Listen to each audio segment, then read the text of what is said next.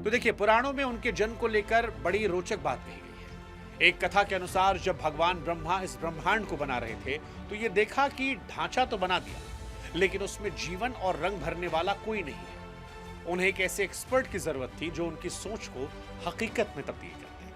कहा जाता है कि ब्रह्मा जी की इसी जरूरत से एक दिव्य पुरुष का जन्म हुआ, जिन्हें नाम मिला विश्वकर्मा।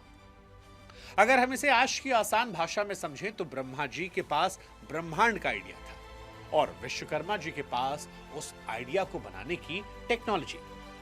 ऋग्वेद, जो दुनिया का सबसे प्राचीन ग्रंथ है, उसमें विश्वकर्मा जी को सर्वदृष्टा कहा गया है, यानी वो शक्ति जिसकी आंखें हर जगह हैं, जिसके हाथ हर जगह हैं। वो तब से हैं जब समय भी नहीं था। वो निर्माण की असली ताकत है। भारतीय संस्कृति में विश्वकर्मा जी को केवल एक मूर्ति तक सीमित नहीं रखा गया, बल्कि उन्हें 5 अलग अलग रूपों में पूजा जाता है। और अगर आप ध्यान से देखेंगे तो ये 5 रूप असल में इंसान की तरक्की के 5 कदम हैं। यही वो 5 समुदाय हैं जिन्होंने भारत को सोने की चिड़िया बनाया था। पहला रूप है मनु का।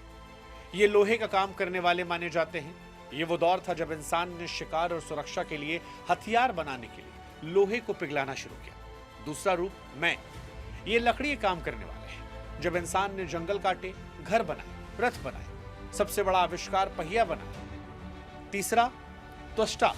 ये तांबे हैं, कांसे के कारीगर, जिन्होंने धातुओं को मिलाकर नई मिश्र धातु बनाना सिखाया, जिससे बर्तन और मूर्तियां बनी। चौथा रूप शिल्पी का। ये पत्थर का काम करने वाले हैं, जिन्होंने मंदिर, किले और पिरामिड बनाए, यानी सिविल इंजीनियरिंग की शुरुआत यहीं से हुई। और पांचवा जो है अंतिम, वो है विश्वज्ञ। ये सोने चांदी काम करने वाले हैं। सोना चांदी केवल गहना नहीं, प्राचीन समय में इसका इस्तेमाल ऊर्जा और मंदिरों के शिखर के लिए होता था। यानी विश्वकर्मा जी ने इंसान को सुई से लेकर जहाज तक और झोपड़ी से लेकर महल तक बनाने का हुनर दिया। वो हर उस हाथ में बसते हैं जो कुछ नया बना रहा।